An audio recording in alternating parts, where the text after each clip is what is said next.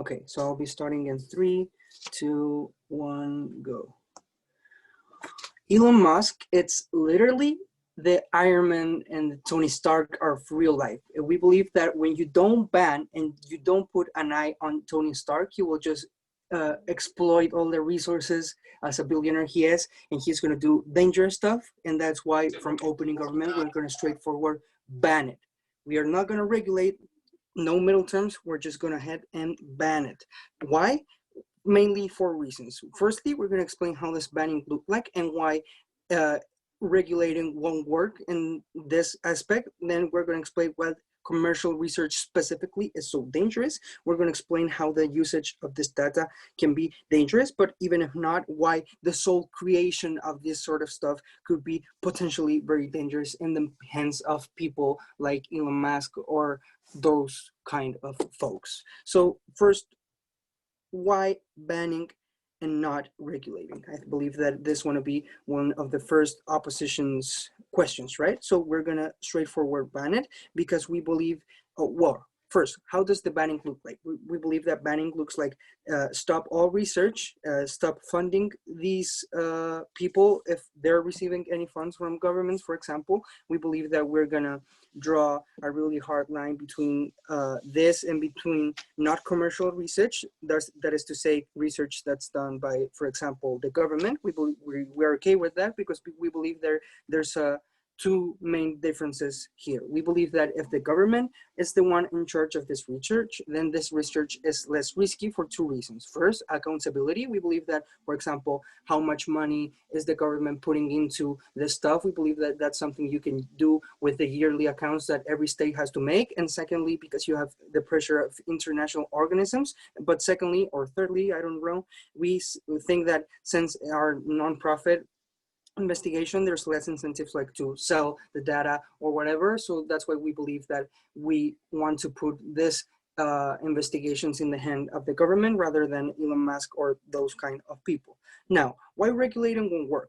2 reasons. We believe that first, there's a reason that has to say something with access, right? We believe that, for example, if you regulate it, but you still have some of this stuff in the market, then it's highly likely that some people are going to access to it, but some people are not going to access to it. We believe that that's the problem with regulation, and that's something that you only can achieve with banning. If you don't ban it, then you're going to create stupid comparative advantages between the people that will be able to access to this and between people who won't be able to access to it, right? So we believe that that's one problem that this technology has that can only be solved by complete banning. You cannot regulate to regulate like, oh, we are going to guarantee access for all. We believe that the only way to do that is it's through banning, right? But secondly, because we believe that there's highly likely to be created a monopoly among these technologies. We believe that there are not many Neuralinks and there are not many companies as are not many men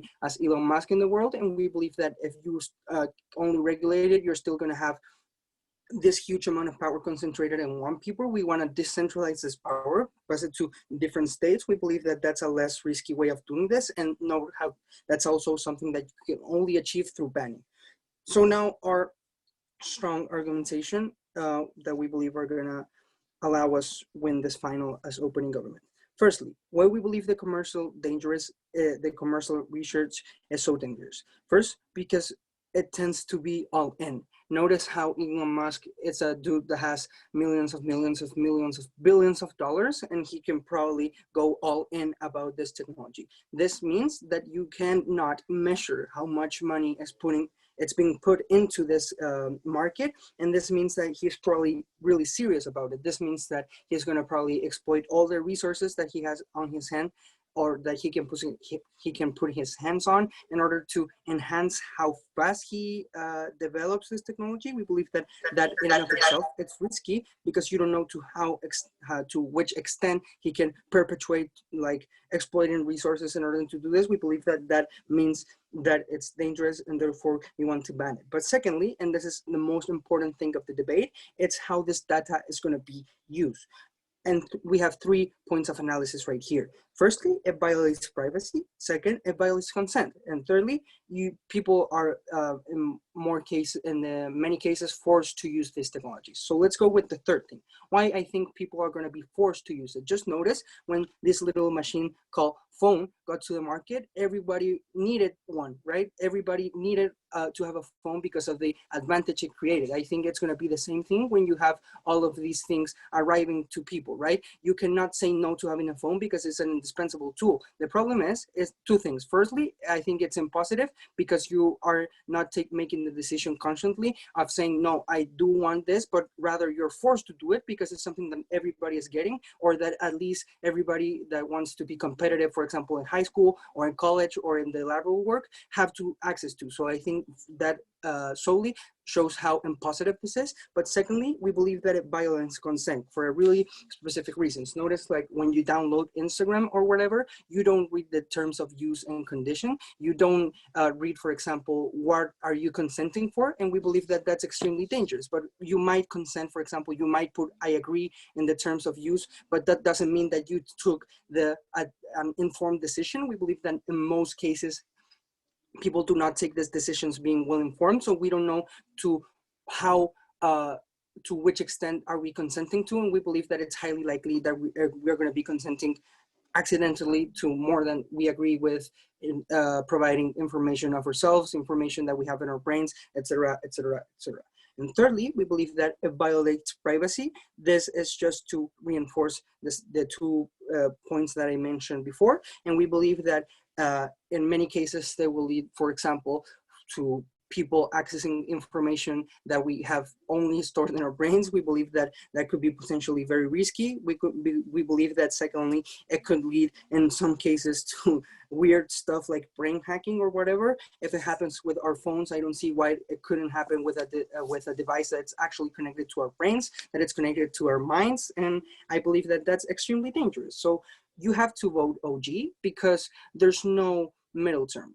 If we don't ban this completely and absolutely, then you're going to have Iron Man creating whatever he wants in his secret labs, and we don't want that to happen. We want to put an end to this now because now is the correct time. If we don't ban it, and if we don't ban this today, then the risk is going to be too high. For all those reasons, I'm proud to propose, proud to be OG with Mady in the 66% of the rounds of this tournament. Bye-bye. Thank you so much. We invite leader of opposition here. All right. I'll try to prove my audio while speaking. I just want to thank, firstly, all the people from this amazing tournament. As I have stated before, debating in English, it's completely risky for me because the last time I did, I was completely destroyed. So I didn't do it for like 3 years because I was super scared, but now I'm not anymore. So thanks for that. I mean, the people in this debate are amazing, especially OG. I have the pleasure to debate with you before, and you are both awesome. Matti, I love you so much because, I mean, we have been partners and it has been amazing. Secondly, I want to thank all the people from my debate society and all my previous partners. I have had a lot of partners this year. I've been quite promiscuous with that. So I just want to thank them all, especially my long-standing partner, who's Vergara, and who has inspired me a lot. And of course, my biggest love to Mateo, because Mateo is such a fantastic person. I mean, you probably know that already, so I need to just state it again. I will just restate it because I need you to know. And I mean, in general, it's so awesome to debate alongside Mateo, honestly. I mean, this is the 4th time we're doing this. I mean, we barely knew each other like in present. I mean, we don't know each other. So it's so amazing to have this opportunity to have this brilliant friend debating with me. So I will not bore you anymore. I won't show my face because you don't need to be tortured by it. So I will just start. I guess it is all clear, right? I mean, you listen me well, right? Yes. Okay. I'll start in 3, 2, 1. Judges, note that all the potential harms that OG has brought to us are dependent on the fact that regulation is not going to work. We're going to give you systematic reasons to prove you first why I think that regulation, especially both self-regulation and government regulation, are going to be effective. But secondly, we're going to prove why we have like potential benefits that are exclusive from these technologies, and therefore we should actually allow this commercial research. So firstly, why I believe there is self-regulation. Note that these kind of technologies cost a lot of money, right? I think they are like completely like not that profitable in short places scenario because people are not used to it, but to actually fund this kind of research, you need to fund a lot of people, a lot of technology. It is actually really expensive, right? So in this case, I believe that the people who are behind this have the incentive to profit, right? What I believe is that they need to actually make something that is desirable for people in order to gain money, but also to have the confidence from both the population, but also the potential investors who will actually give their money to make this actually happen, right? So firstly, what we have is an incentive to profit, which translates into the need to solve people's issues. The only way into which this actually will work is to have people actually trust in this, and therefore I think that the main potential like objective and goal that this kind of technologies will have is to actually solve these people's issues in order for this to be profitable, right? But secondly, I need to look trustable, right? Because I believe that sometimes people are completely like oblivious and completely like fearful of technology, right? Because in the past we have seen how technology has controlled our lives. Because, for example, how Facebook has used our data, right? So, for example, note, for example, in Latin America, when people are trying to use 5G internet, some people are actually very fearful and believe that this is part of a conspiracy, right? So therefore, I need to look myself trustable. I need to prove to the population that I actually can make something good. Therefore, I have an incentive to be self-regulated and not to have like potential harms to the population, or at least not to show them quite clearly. But why I believe that apart from this self-regulation, there is also regulation from other instances, right? So I believe that this technology will probably happen firstly in first world countries, right? We have the most developed government agencies that can actually solve this, right?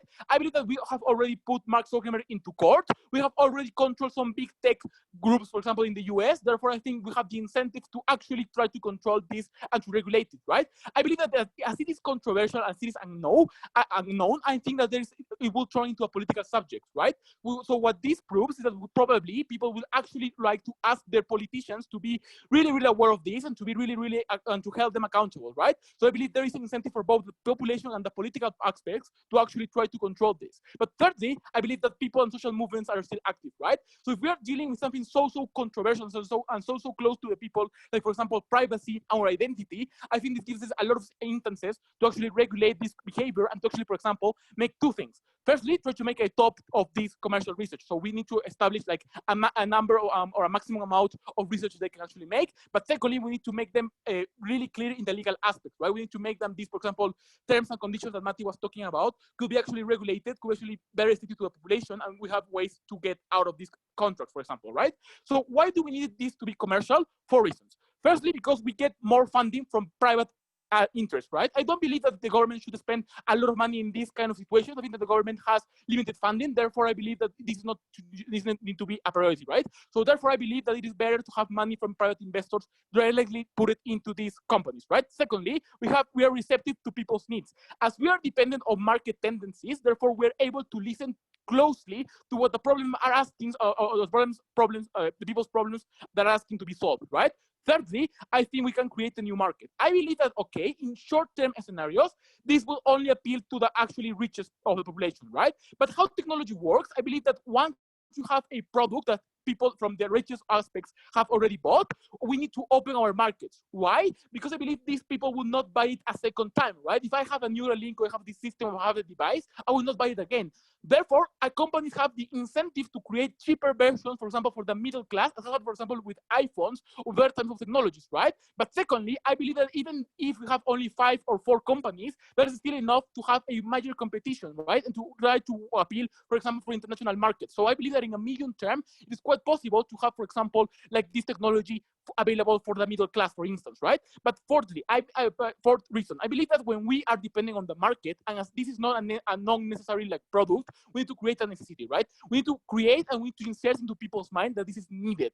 Therefore, we need to be really focused on what the population are asking and what the problems that are actually more popular. Therefore, the problems that are actually attacking the population the most, right? So why I believe there are important like impacts we can have that are exclusive. So firstly, we can empower human creativity. This is quite already important because I believe that humans try to be remembered. They haven't needed to actually express themselves, and sometimes they don't have the means or the brain capacity to do so. Therefore, with this technology, we can actually empower this human creativity. Secondly, we have the capacity to recall more things. I believe that when you have all your memories available, know that we can produce even more things, and we can have, for example, more research in aspects, for example, like technology, for like the environment, for example, for medical reasons, etc. But in problem solving in general is easier, right? When we don't need to actually force our brains to work that fast to remember things, we can use this brain capacity to problem solving. Therefore, our lives and our situations turn to be quite easier.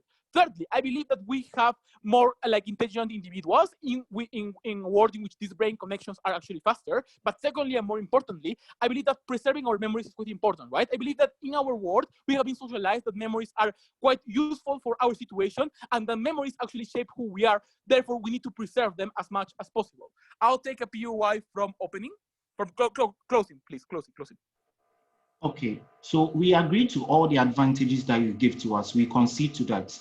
But then in a world where you show that capitalists and government are in bed, how do you show that these regulations are going to work? You do not trust our government. That is why we ban it. We have given you systematic reasons for this. You need to refute them all. Okay, two important impacts which are all exclusive. Note that this can actually be super helpful in education, right? Because I believe that this could appeal to have educational process that are much faster in a world in which I'm able to remember everything and I can recall memories quite easily. I believe that this, for example, can be used within, for example, universities, or for example, like schools all over the world. I accept that, for example, in the beginning, it will be actually with a lot of cost. We accept this, but I believe that, for example, in a medium term or in a long term, governments can actually buy and acquire this technology and actually make it better for the students to actually develop like their brain and to remember stuff, right? But especially also in the emotional aspects, right? Sometimes I want to keep my memories close to me. I want to keep memories, for example, for my parents or everything. I think this can also help people to be actually better in a world in which they can recall the memories, the most important memories of their life, and they can preserve it, right? So in the end, because we can actually regulate, we can have exclusive things, and commercially it's much better. We are super proud to oppose. Here. We invite BPM here.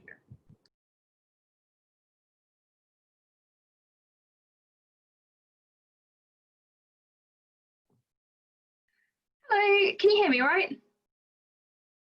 Yes. Okay, wonderful. All right, before I start, just want to say thanks to Matti. It's been a really fun tournament, despite the fact that we keep getting OG, but that's okay. So that out of the way, yeah, I think I'm just gonna get started. So, let me just set my timer.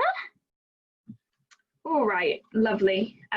3, 2, 1, let's go. Okay, so I just want to start out by saying that I think it's incredibly dangerous of opening opposition to put so much trust into the hands of companies that have already proven that they are more than capable of exerting considerable influence on government and making it incapable to effectively regulate this industry. I think that is incredibly problematic and something that we really should take into account when they say that governments are actually capable of holding these companies to account. Given that, I think Matti has done an excellent job of proving to us why it is impossible to have consent, why it is impossible to have accountability, and why it is impossible to have equality of access when this is something that becomes a commercial undertaking. I think what we probably prefer is having this as something that can only be researched by medical providers and government, because I think then we lose all those significantly problematic, insidious motives that we have from commercial industries. Okay, so firstly, I just want to hammer home precisely why regulation fails. I think we get 3 main reasons that come out of the leader of the opposition. Firstly, this is expensive technology. Secondly, companies need trust. Thirdly, politicians will hold them accountable. I think firstly that all of these things are lies, and secondly that even if this is true, the motivations of these companies are incredibly damaging in the long term. When doing this, the leader of the opposition has unfortunately ignored all of the excellent analysis that Matti has already provided you with. So firstly, because it is expensive, what this effectively does is significantly increases the chance of monopolization, right? This is true of many things. Like a great example is pharma companies in the United States. They spend so much time, so much trial and error in trying to get this product right and trying to get it approved and get it to market, that at that point, they are the only company that has created this. They have a monopoly on controlling this specific product. I think with something that has the potential to be as useful as the info slide says the Neuralink will be, that this is something that's likely to be incredibly problematic. Because it is so expensive, they have a great incentive to bring it to market as early as possible, to simply sell it to the greatest number of people possible without any considerable respect for like what people necessarily need. I therefore don't think it being expensive is necessarily something that makes the product any better. Secondly, I think trust is unnecessary at the point at which there is no viable alternative, right? Matti explains this to you very well when we talk about like the example of smartphones and the fact there is really no way to opt out of that system unless you want to go and be a hermit and live in the woods. We probably generally, the majority of people do not want that. But when there is this one thing that feels like a need, that becomes so societally important that you don't really have an alternative, I think given the info slide explains just how new and just how revolutionary this technology is going to be, I don't understand why trust is necessary, specifically when people need to use this in order to be able to fully interact with society and fully like use their agency to become a functioning member of their society. When there is nothing parallel, you lack a good consumer alternative. In the very best case scenario, maybe there's like 4 companies that offer a similar thing, but even at that point, they don't necessarily need to provide more trust than any other. They just need to provide, I don't know, the cheaper product, given it is already a necessity in their world. I think this really doesn't help to do anything to support opposition's case. That kind of regulation is very likely to fail. Thirdly, when it comes to government being able to hold companies accountable, I think this is incredibly problematic, right? Even in the status quo, tech lobbies, tech companies specifically, have a ton of money. They dedicated a lot of this into lobbying politicians, saying we will help to fund your re-election bid if you help us to pass this in the Senate, right? Something like that. I think this is why Amazon is allowed to get away with human rights violations and labor violations in the United States, because it is so big that it has the ability to significantly influence not only consumer decisions when they have no alternative to get the products quite as quickly, but also political decisions. People don't care about that much. People care about things like what makes their life easier, what helps them to get what they need faster, not necessarily whether or not human rights violations are taking place, simply because that is just so prevalent they don't need to care. I think that even if regulation does succeed, this gives companies significant power over people's data, the likes of which we have never seen before. I think for all the reasons Matti gives you, this is incredibly damaging, and a harm we only get when this is done by commercial businesses. You therefore absolutely need to ban it, because you don't have privacy, you aren't able to consent into the system when it is something so necessary to operate and be an actual functioning member of society, and there's a significant inability to opt out.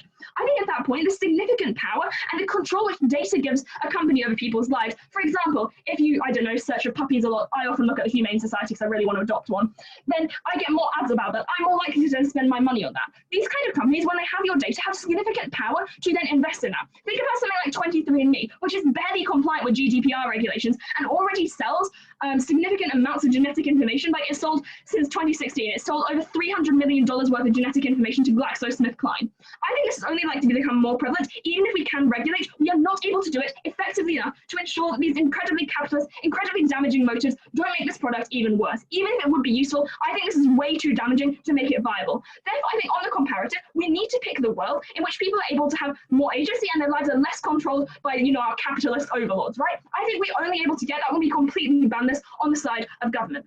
Secondly, when it comes to the idea that it must be commercial, I don't think this is true, right? The best case like use of this is probably to do something like help people with Parkinson's to, like, you know, gain some control back in their lives.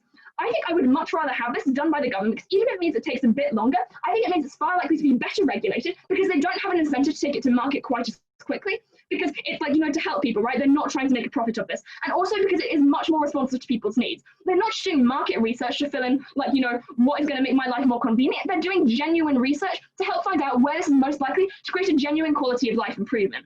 I therefore think that even if we do create a new market, the incentives are way too insidious to make this worthwhile. The best application of this is probably in a medical sense, and I think it's better if the government just does that generally. Even if it's a little bit less money, I think that's probably better overall, simply because of the incentives which are at play and the likelihood that it's able to damage someone's life in the future.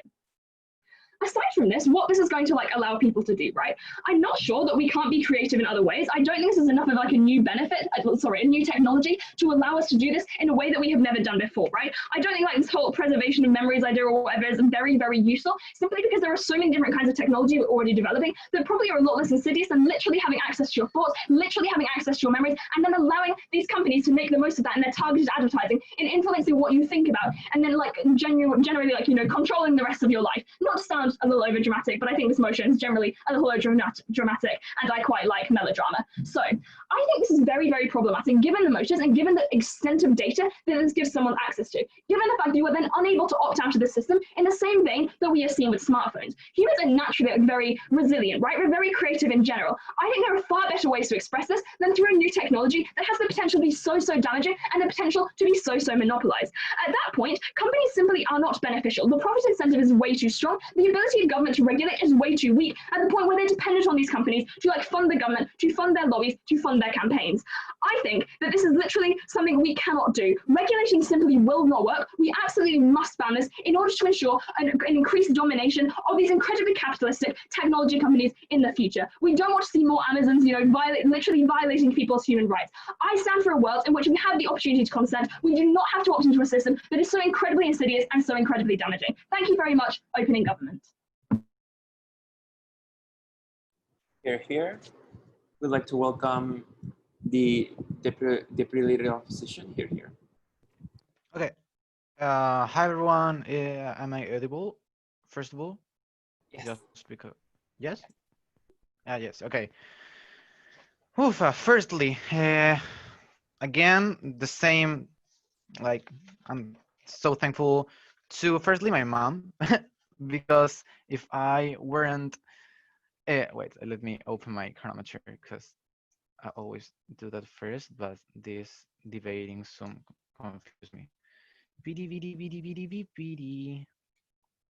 Okay.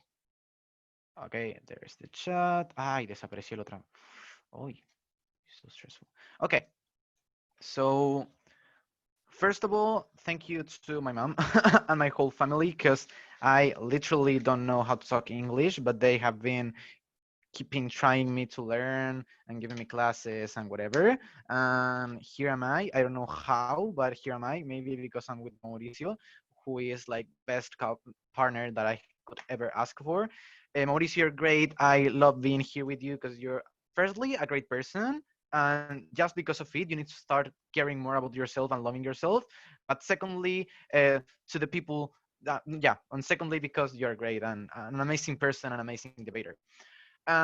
Secondly, I need to thanks to the people that are here actually, and specifically to the open government, because Matti, I have been honored to debate with you and against you, and you are such a great friend, such a great debater, and such a great person. And that I think that that's like one of the most important things, especially in debate, that like it doesn't like you cannot find a good debater, a good person, and a good friend in debate every time or every day. And to Mady, because I admire her since another tournament, and she's great, and all the people here, and yeah, and because I'm really happy to be here. So yeah, if am I audible? If everything's okay, I could get started. Yes, you're audible. Okay, great. Wait, let me. I hate the beep beep beep beep beep beep. Beep beep beep beep beep beep beep. Beep beep beep beep beep. Okay, let's get started.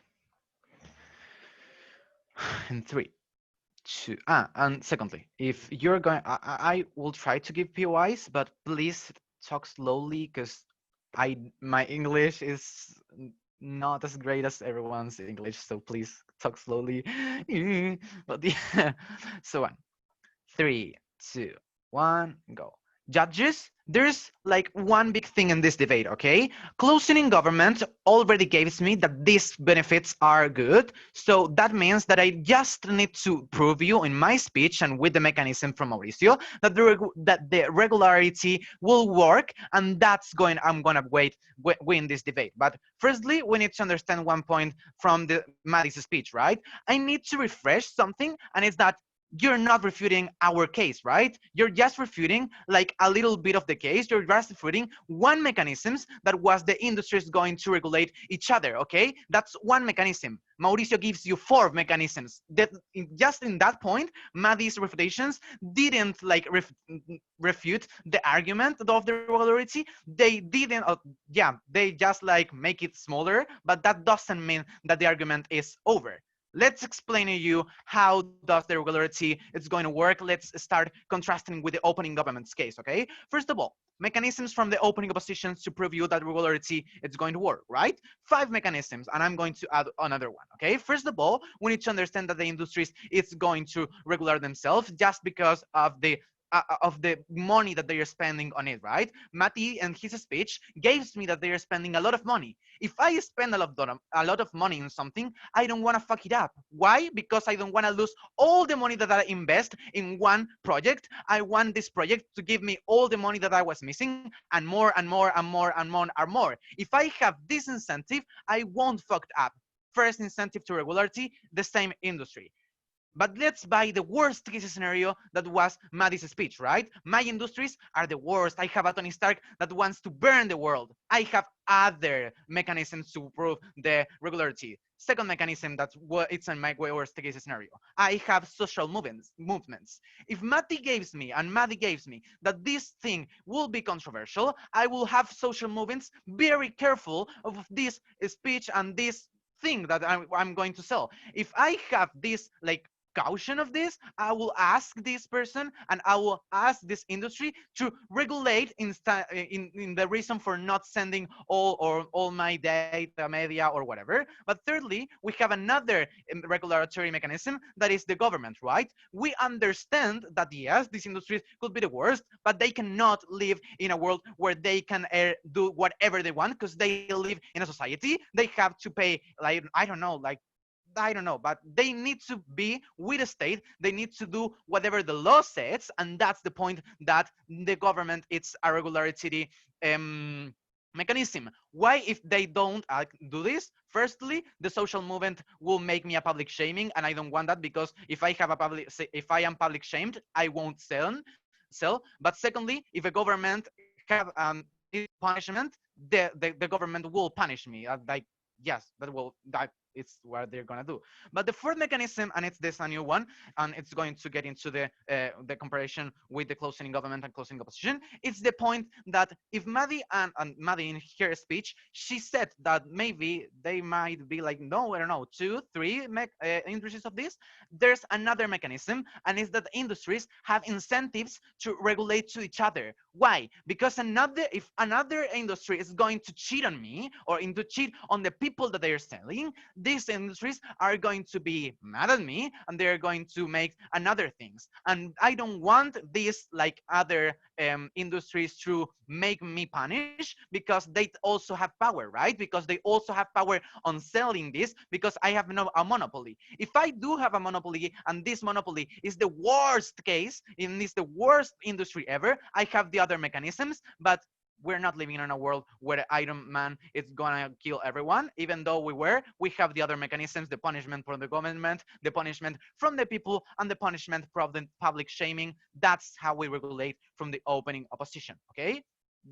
Yeah, just because of that point, we beat closing government. Close the closing government, it's not gonna refute the impact that we are bringing, okay? But secondly, we have a clash of legitimacy, right? Opening government always tries his speeches around one big idea, and it's like we have the opportunities to sell all our privacy, to give up to our consent. Why is this not true?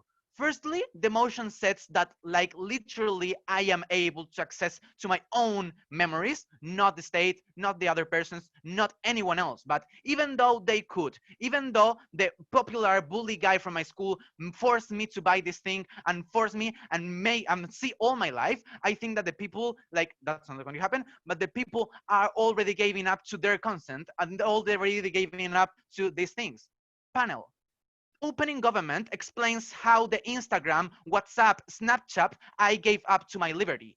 I don't know why the hell they are going to do it with Snapchat, with Instagram, or with whatever, not in this specific machine. And why do I prefer this machine? It's because it has more impacts. People are thinking about this backlash, but people rather the benefits more than the other things, right? I think that they rather the benefits because they already accept me that the benefits are good. People already give up to the consent.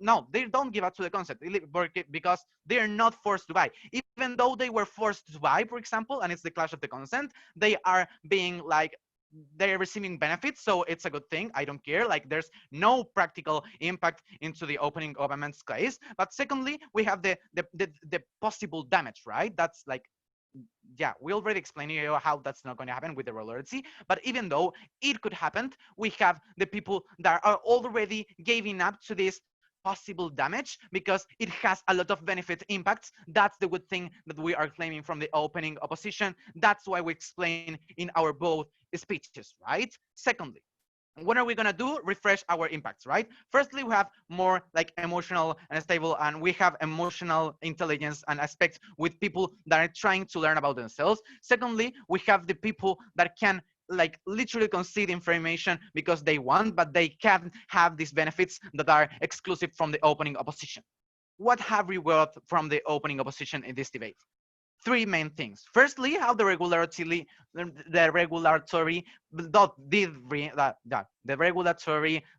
like literally works. Secondly, why do we need to be commercial? Because I have more investors, because I have cheaper products, and because I can make everyone buy this because I have the competence and the states. But third, we have the practical impacts. We are very, very, Mauricio, very proud to oppose.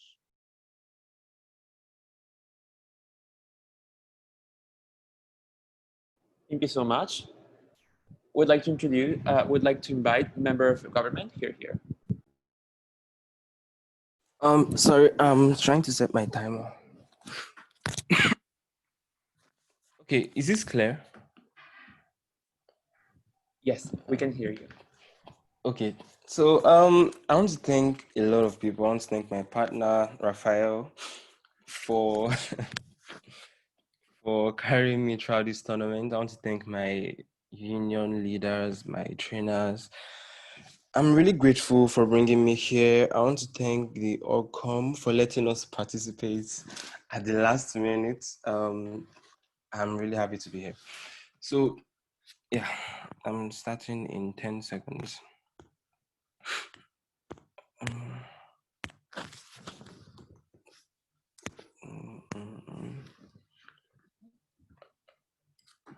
Sorry.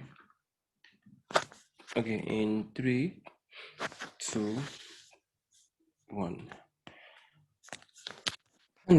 We don't ban things because they're monopolies.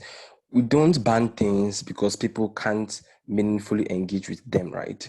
There are two reasons why we ban things. Firstly, when regulations fail. Secondly, when the harms are irreparable harms. Those are the two criteria that the world bans things upon. When regulations are failed and when the harms of that endeavor are things that can't be mitigated or repaired. And those are the two criteria I'll be arguing on. If we can prove to you why regulations would fail and why the harms are irreparable harms, then we win this debate.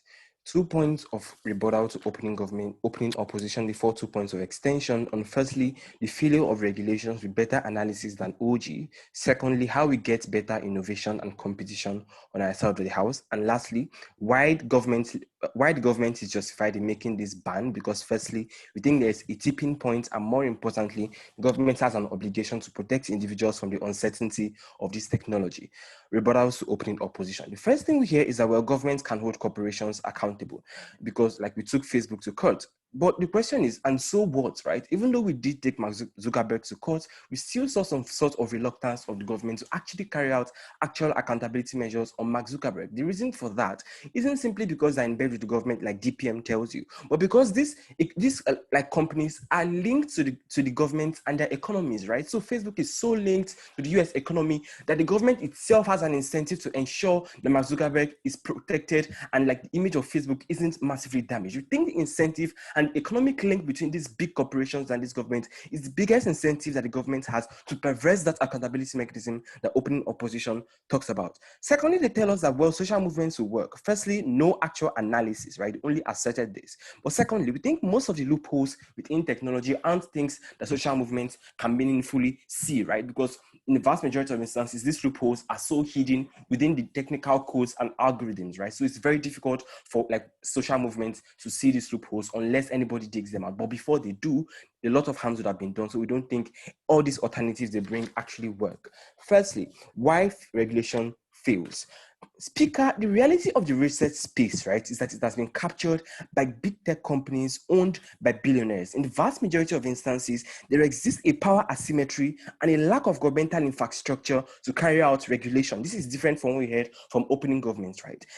we think the government often doesn't have enough infrastructure and capacity to actually do these kinds of regulations. Why is this true? Because private firms have a lot of resources and a lot of sophistication and connection with the government itself. It looks like these firms having a lot of sophistication when it comes to technology more than the government does. An example of this would be Facebook, right? Facebook sold our data for so long, but it took very long for the government to actually find those loopholes because of the sophistication that exists within this technology. We think these private firms often have lots of resources. I think the government then specifically can't control or carry out oversight functions on neuro-computer projects for two reasons. Firstly, because of the scientific intricacies and how no government in the world has enough scientific intricacy that this company that Elon Musk has. It then means that at the point where no government in the world, even the United States of America, doesn't have the capacity to carry out the kind of oversight functions that can hold these companies in place, we think at that point this becomes highly problematic. But secondly, because of the fluidity and uncertainty of research, it means that research changes over time. So even the criteria of holding them responsible changes over time, and oftentimes governments aren't able to meet up with these kinds of criteria for regulations. The reason why this is true is because if they could have met with those criteria, then the government itself would be carrying out these regulations. But the reason why they don't is because they often don't have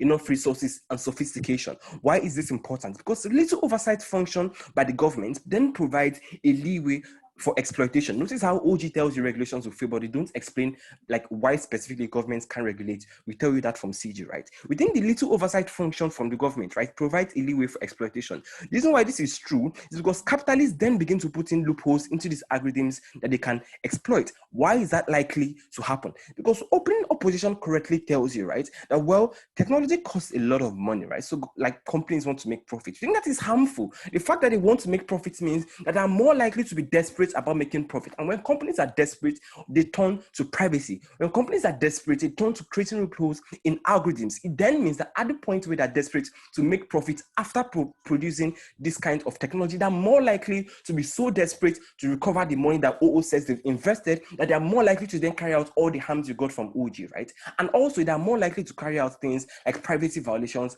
and so forth. But secondly, and more importantly, how do we get better competition and innovation? We think CO can't begin to argue that we lose competition, right? We think banning commercial research isn't necessarily a complete ban on innovation completely. We tell you that governments themselves can even fund this research, but more importantly, right, governments can compete on the international level. So the fact that we have a nationalization of things like nuclear weapons doesn't mean we aren't improving nuclear weapons, but we see companies competing to have the best nuclear weapons. So even if we ban commercial research and government takes over research, you still have innovation because the US wants to do better than China, because the US wants to do better than Chinese companies in providing a better research into this kind of things. So even if we ban commercial research, we aren't really banning the whole process of actually getting all the benefits OO talks about. We think that's still possible, but the only harm in this debate is the idea of commercial research. But OO tells you that, well, government shouldn't waste money on this kind of research. Firstly, we think it's a worthy trade-off, given that they already agree that there's a lot of benefit. But secondly, they also agree that these governments are often first world governments. We think the US has enough money to do this research. We think if there are benefits, then it's a worthy thing for governments to invest into. But more importantly, as a rebuttal, right, we think there is no sense of urgency that exists to actually have these things. We have pressing needs in the world, right, that we need to focus on. We have lots of inequality, debt, and poverty. We shouldn't be wasting money trying to make us control our doors with our minds, right? So we don't see any overwhelming sense of urgency. For you to justify a particular research, you have to show specifically what it is in the world that research seeks to actually achieve. We tell you, panel, clearly from closing government that this particular kind of research is a waste of resources because oftentimes we don't see any overwhelming necessity to solve the current world problems that we have. Despite this kind of useless research, COVID-19 hasn't been cured because we are pumping money into controlling those with our minds. We think this ban is justified in this instance. More importantly, on legitimacy. Firstly, we think there's a tipping point in this debate, right? Because we see that even lower levels of technology like Facebook haven't been controlled. So why then does opposition think that we can control this higher level of technological advancement, right? I think that tipping point exists, right? But secondly, we think there's a need to protect the agency of individuals, because what this does, that it then ensures that people aren't able to opt out of buying into this technology for them to exist meaningfully in society. We think this is bad particularly bad because some people in the world can opt out of social media, but with the way this technology works, people can't opt out of using this kind of tech. The reason why that is true is because in the vast majority of instances, right, this is so pervasive, and because it's so revolutionary, people are forced to opt into it, right? It then means that you have a world in which the new world order of technology is owned and has and is being controlled by these few tech companies in the world. I think that is a highly problematic world to live in. I think my time is almost up. So what have we proven to you? Firstly, we gave you better analysis on why regulations fail. Secondly, we showed you why on a comparative, government has a better incentive. Thirdly, we showed you how we can get better innovation and competition. Most importantly, we showed you legitimacy because firstly, there's a tipping point. More importantly, we need to protect the agency of people, proudly closing government.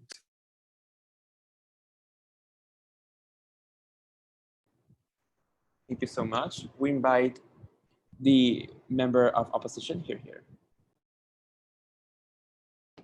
Okay, everyone's been so wholesome before their speeches, so I want to hop on that bandwagon. I just want to thank tournament organizers. This is a wonderful tournament. And for everyone I've debated against, I've had a wonderful time, as well as my partner, Chris, always deals with my terrible ideas in prep and talks me out of running Marxist extensions every time. So anyway, with that said, I'll get started on my speech in just a second.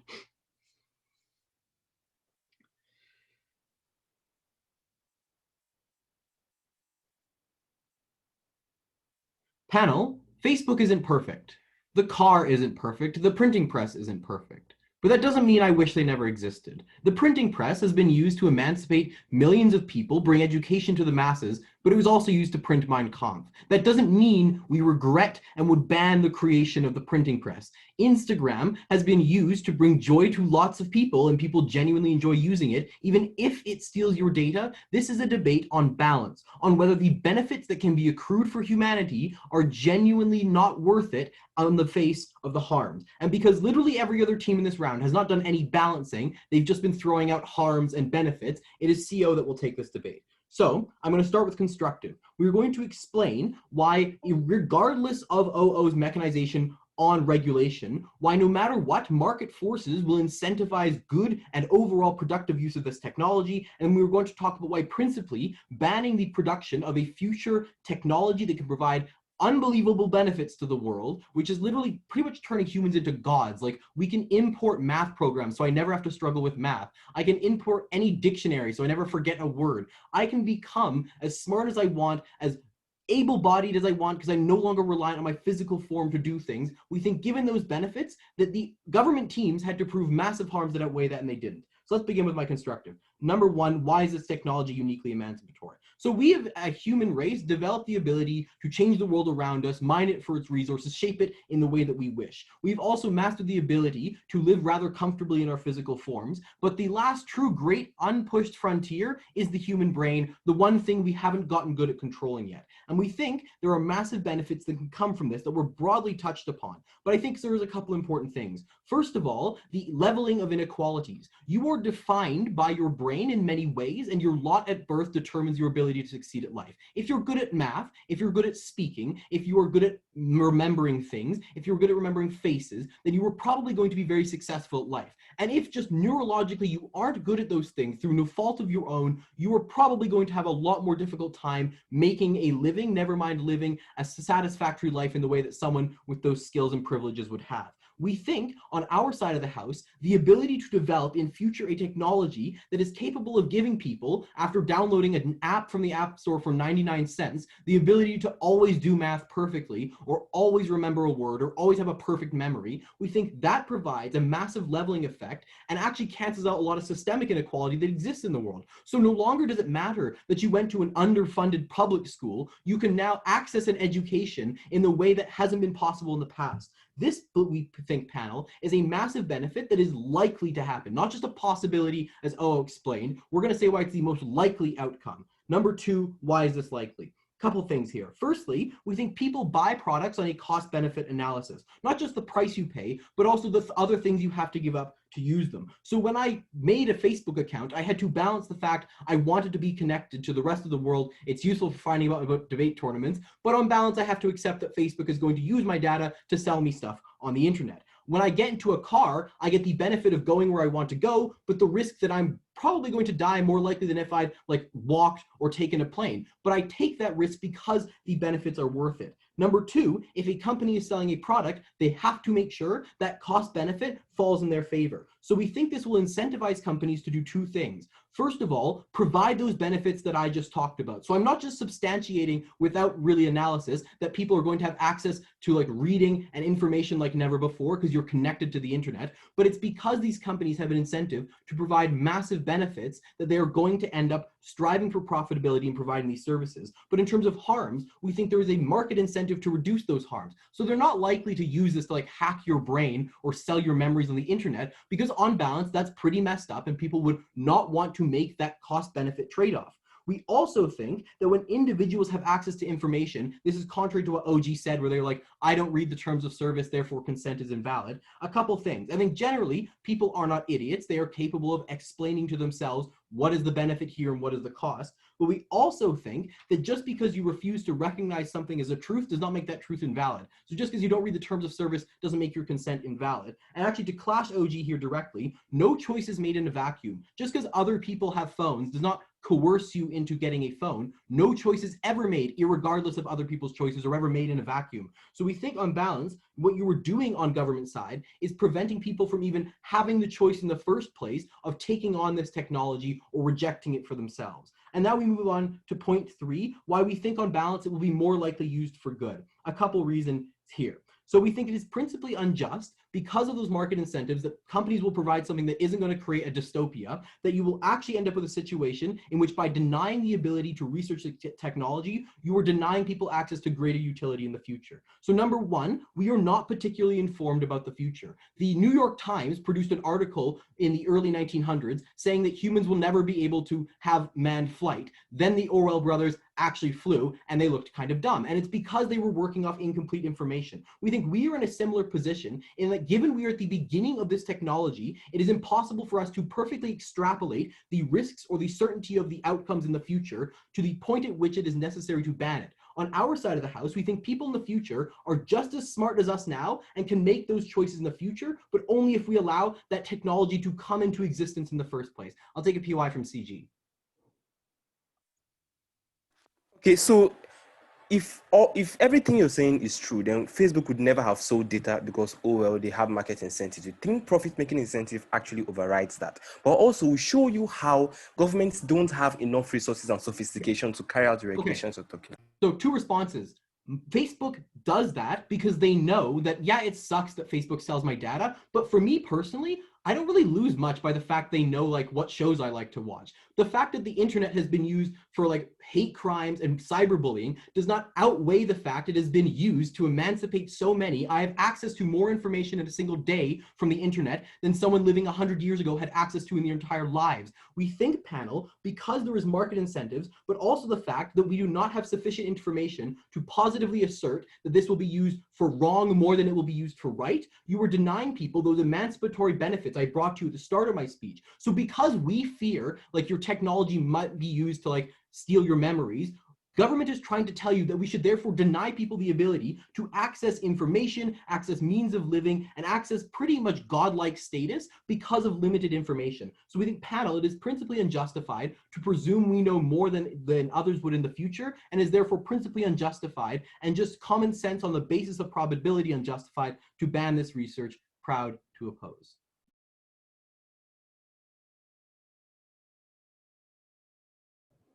Thank you so much. We invite the whip speaker from government here.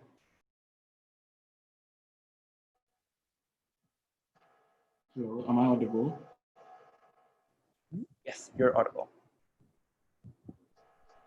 Okay. All right, so before I begin my speech, I'd like to thank everyone here for this chance to debate. We are coming from Africa all the time. You're like, go for the trophy, yeah.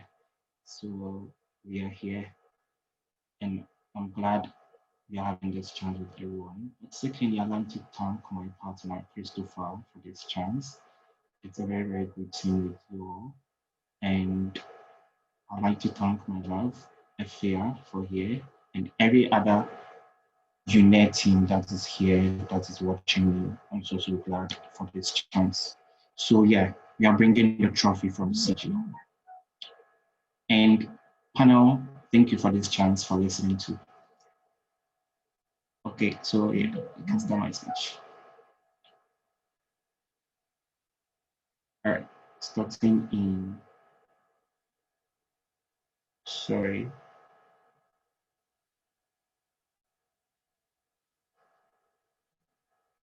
Okay, starting in 1, 2, 3. Now, today's debate explains a certain narrative, and when you read it, actually, you see that all the argument you get from opposition bench is not relevant. Understand that today's debate says that we are banning commercial research. This necessarily means that we do not attack the project in of itself, but the project or what we attacked in today's debate, it's the commercial research. That is why the best speech in today's debate comes from Christopher, because Christopher tells you that non-commercial researches can exist in these spaces, especially when people like government are the ones that are regulating it. The reason why we think it's better incentive with government, because we think governments are ones that own moral responsibility to these citizens to pay them right. Capitalists will never do that, and that's the reason why the Facebook analogy you get from CEO is ridiculous. Because because of market incentives, you think that capitalists are always going to do better, then Facebook and all these startups will never going to like sell our data to anyone because of these market incentives. Because people prioritize capital more than market incentives. They know that definitely you buy into this idea. But then secondly, the reason why people will never have an opt-in or opt-out mechanism is because entering brains can never go with consent. Can I understand this example? If you've entered my brain without consent, you, the same person, can change my brain to whether I feel like I'm even consenting to it or not. This is how Stockholm syndrome works. This means that people can now manipulate people's brains and now say that it was even consenting, or like the reason why you entered was even okay. This necessarily means that people don't even have the right state of mind to make the right state of decisions. Because since you can enter people's brain, it means that you can alter things there. Panel, this means that even when these people say that there is consent, there is no consent because the harms are irreparable. We've already showed you the harms in today's debate that the reason why we ban things is when we outweigh the benefits. Panel, if you can list tons of benefits, understand today's debate, that if you can list tons of benefits, and the harms are ones that is irreparable, it justifies the way to ban it, right? It means that these harms are ones that no matter the benefits that you list, we can never reiterate or we can never bring it back to normalcy. But now this means that people's memories can be altered, people's history can be altered, people's future and people's decisions can be altered when we enter these spaces. But I understand how this is essential and why this would happen only when it happens in commercial research. But now this means that accountability in today's debate is a clash, and that's something we win from closing government. So OG does not engage in this frame. OO says that people have credibility to protect, and these companies mostly have that kind of credibility to protect in these spaces. But the problem that exists in these cases is that, one, CGS responds in two ways. Firstly, capitalists are already in bed with these governments. This means that even if we can trust our government, we cannot trust our government with these capitalists. Why? Because they can now shift accountability from their government to these capitalists. But we cannot hold Elon Musk accountable like we can hold our government accountable because firstly, understand that governments are transitional. This means that they need to protect their next elections so that they can win. But then Elon Musk do not owe anything to us, because when we take him to court, he will definitely win. And when we seek accountability, we will never get from Elon Musk. That is why it's essential for us to put this culpability to government when government do wrong. Now, secondly, understand that the market incentives you get from CEO is already taken out because startups always prioritize what is profit incentive to them, and they will never do what is right, and they will always blur ethical lines to gain money. Secondly, panel, one thing that you should understand in today's debate is why we prefer regulations, why we prefer outright banning to regulations. Panel, understand that before we can regulate something, this means that it has done something wrong. Panel, we cannot hold like, we cannot hold Neuralink in a world where we say we are going to regulate it. We cannot just say that Neuralink is going to be taken to court just like that. A harm is supposed to be done before we can take them to court. This means that in spaces where this regulation will happen, the harm would be done before we can like activate or enforce these regulations, especially in a world where none of them tells us who is going to enforce these laws. We think that it is bullshit, because when you do not tell us the enforcers of these laws, we do not know who to trust. Are you going to put it into the criminal justice system? This is actually how these governments work, right? But then secondly, understand how in any ways, when your regulations will work, it will work in spaces where the harms has already been wasted anyway. We think that's not the world that we want to even go into. But then we think that resources that the government have are ones that are central. We think central government can always, the resources that these capitalists have are ones that governments is too sophisticated for this government to get into it, to know what is really going on. We think there is always a back door for these capitalists because they have money and government can never interfere. We think in a world where it is not any government that is funding it, it means that no other person can even know what is going through and know the transparency within it. We think we want a world where government regulation, like we ban it and we give it to non-commercial,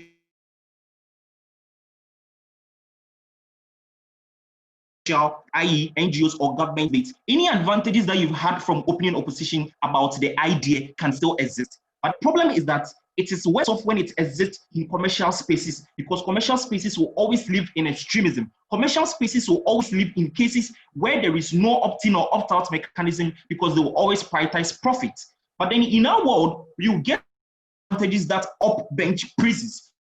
But then we'll get it in a more safer way, because one can seek accountability from these governments when they go wrong, because we can just vote them out. But then secondly, we think that there is higher culpability placed on them because of their credibility to win the next elections. We think there is better world in that sense. But then lastly, to OO, we think their self-regulation analysis and their advantages do not really place out in today's debate. Because when you think that these people are always going to self-regulate themselves, then like we've already shown you consistently how Facebook and all that will not be selling our personal data and our personal facts to YouTube for adverts and all that. This means that like Silicon Valley never respects our rights. Silicon Valley would never self-regulate themselves. They always yearn for capital, and that is the life of capitalists. So any other team that argued advantages and disadvantages in today's debate has lost it. The only thing that shows you necessarily that the main clash in today's debate is to show why commercial research should be banned. We've shown you why it should be banned, because regulations cannot exist. We think banning would take away all these harms. You will never like go into a world where there will be irreparable ways that we cannot do anything to ourselves. We think we want a world that protects the humanity and its sustainability. We are proud to ban commercial research and fund into any other options that is closer. We are proud to win today's debate. Hear, hear. Thank you so much. We'd like to end this debate with from the opposition. Here.